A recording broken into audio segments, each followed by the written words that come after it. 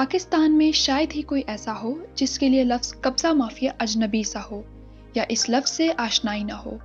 سبھی اس لفظ سے متعلق خوب جانتے ہیں، اور پھر ملک میں موجودہ حکومت پاکستان تحریک انصاف کی ہے اور وزیر اعظم ہیں عمران خان، جو تقریباً اپنی ہر تقریر میں کسی نہ کسی مافیا کو موضوع بناتے ہیں یا پھر اس لفظ کی تکرار کرتے نظر آتے ہیں۔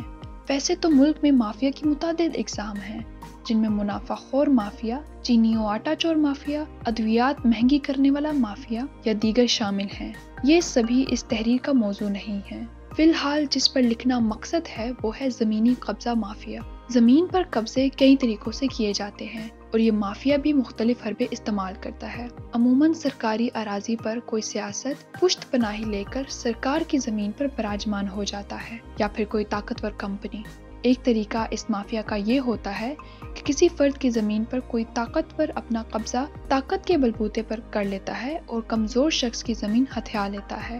اور تیسری قسم ایسے افراد یا کمپنیز کی ہے جو بہت زیادہ لوگوں کی زمین ہتھیا رہے ہیں، اور ان افراد یا کمپنیز کا طریقہ یہ ہوتا ہے کہ یہ لوگوں کی زمینیں ہاؤسنگ سوسائٹیز کے نام پر ہتھیاتے ہیں۔ نجی ہاؤسنگ سوسائٹیز کے نام پر کوئی کام شروع کیا جاتا ہے، پھر وہاں کی زمین کے غریب مالکان کو ڈرا دھمکا کر ایک معمولی رقم دے دی جاتی ہے، اور یوں ہی یہ مافیا اپنا پروجیکٹ چلاتا ہے اور پھر مہنگے داموں زمینیں بیچ کر منافع خود اپنی جیب میں ڈال کر جیب بھاری کرتا ہے۔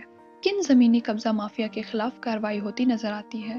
یہ ایک انتہائی اہم ترین سوال ہے۔ پاکستان میں جن زمینی مافیا کے خلاف ہمیں کارروائی ہوتی نظر آتی ہے، وہ مافیا فقط وہ ہے جو سرکاری زمینوں پر قابض ہے۔ اس سے سرکار اپنی طاقت کے ذریعے اپنی زمین واپس لے لیتی ہے، مگر دوسری جانب ایسے افراد جو کمزور ہیں اور ان کی اراضی کسی طاقتور نے ہتھیا لی ہے، ایسے افراد کے کیسز سول تنازعات میں آ جاتے ہیں، اور ایسے افراد کو اپنی درخواست لے کر سیشن جج کے پاس جانا ہوتا ہے، جس پر سیشن جج درخواست کا جائزہ لے کر پولیس کو مزید انکوائری کا حکم دیتا ہے۔ ملک پاکستان میں کیسز نسل در نسل چلتے رہتے ہیں، اور سنوائی اگر اس دوران کسی کی ہو جاتی تو غنیمت، ورنہ ایک کمزور اپنی ہی اراضی کے حصول کی تگ و دو میں اس دنیا سے دوسری دنیا چل نکلتا ہے، مگر اس کو اس کا حق نہیں ملتا۔